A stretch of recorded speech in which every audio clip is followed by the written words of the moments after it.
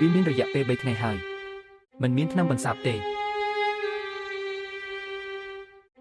ថ្នាំពុលដែលនៅក្នុងខ្លួនរបស់វានារីវ័យក្មេងគឺខ្លាំងណាស់វាមានជាតិពុលខុសពីធម្មតាទីស្ករចាស់មិនដែលហឺតទេខ្ញុំបានរកមើលសៀវភៅបុរាណពីថ្ងៃនេះនិយាយរកភ្លើងប្រាប់មេភ្លាមយោពងចេញទៅមុន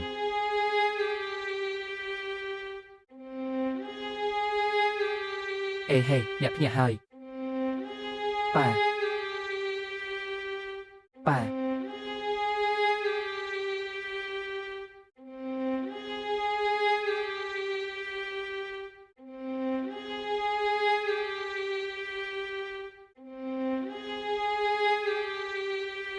តានរកកំពុងកាត់ឡើងយ៉ាងដូចម្ដេចខ្ញុំខ្លាចវាក៏ជាបុគ្គលិកដែលមិនអាចចង់បានតើកម្រិតធម្មជាតិបច្ចុប្បន្នរបស់សិល្បករក្បាច់គុននេះគឺជាអ្វីខ្ញុំខ្លាចវាស្មើនឹងក្មេងអាយុ5ឆ្នាំបន្ទាប់មកអ្នកគិតពីផ្លូវមួយខ្ញុំគិតពីផ្លូវមួយ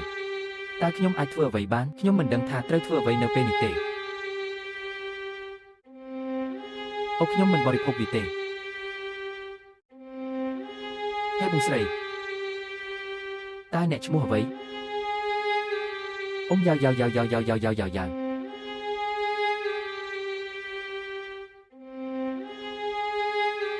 ឈ្មោះរបស់អ្នកគឺយ៉ាយើអំហំ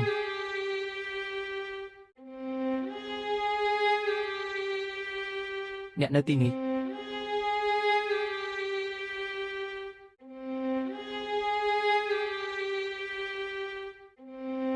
បងស្រីហេតុអ្វីបានជាអ្នកញ៉ាំស្ករគ្រាប់ដូចនេះបងស្រីតើអ្នកនៅចាំទេអ្នកបានសង្គ្រោះខ្ញុំម្ដងកាលពី10ឆ្នាំមុនតើអ្នកចាំទេអ្នកបានសង្គ្រោះខ្ញុំកាលពី10ឆ្នាំមុនអត់ដឹងទេ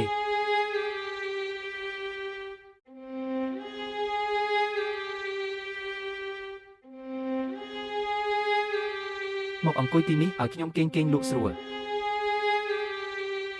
ខ្ញុំនឹងគ្រប់កម្រាលព្រំសម្រាប់អ្នកហឹម